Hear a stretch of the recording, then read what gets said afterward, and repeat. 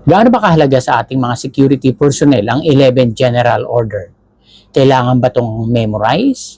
Kailangan pa ba natin to? Kasi ang sabi ng iba, hindi na kailangan ng 11 GO na yan kasi trabaho na eh. Yun ba dapat? So para sa aking pananaw, bilang 2 dekada na sa security industry, sobrang halaga po ng 11 General Order. O yung tinatawag na sa Tagalog, pangkalahatang kaayusan. Imagine mo kasi, sobrang napakahalaga nito sa ating mga security personnel kasi dito lahat nakabangga ang gagawin nating trabaho sa trabaho nating bilang mga security personnel. Naandyan lahat sa 11 General Order. Kaya dapat we have to memorize, know the meaning, and the importance of that is the application of what you learn. I-apply na natin yung natutunan natin.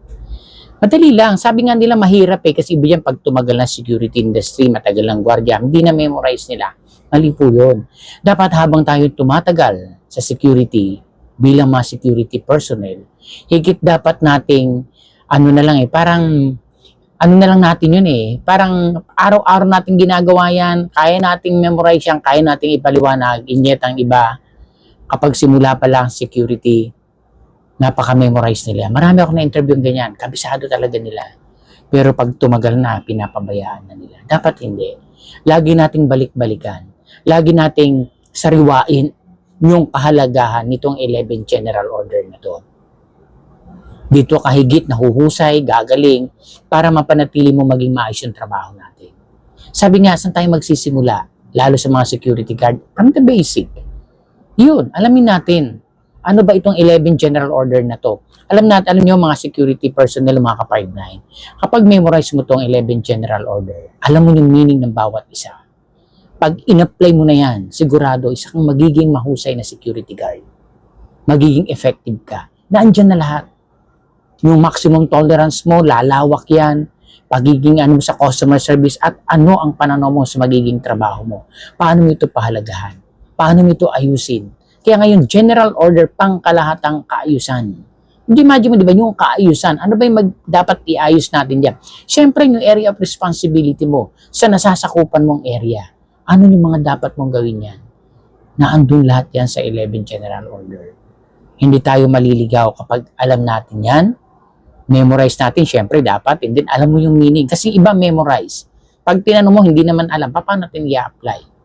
So kaya kailangan standard yan, you have to memorize. Alamin mo ang meaning ng bawat isa na yan, ng 11 GO. At i-apply mo na yan. Kasi alam mo yung meaning eh.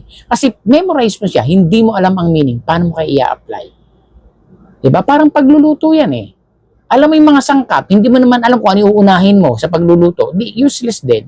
Kaya nga, may procedure. Diba? So alam natin kung paano. Uhusay tayo, wag natin baliwalain. Lalo yung mga officer na. Dapat ang mga officer tayo yung lead by example ng mga tao natin. Huwag nating irarason na hindi na kailangan yan, magtatrabaho ka. Hindi, kasi makikita yan. Di ba pag nag-apply ka, ano yung tatanong sa'yo?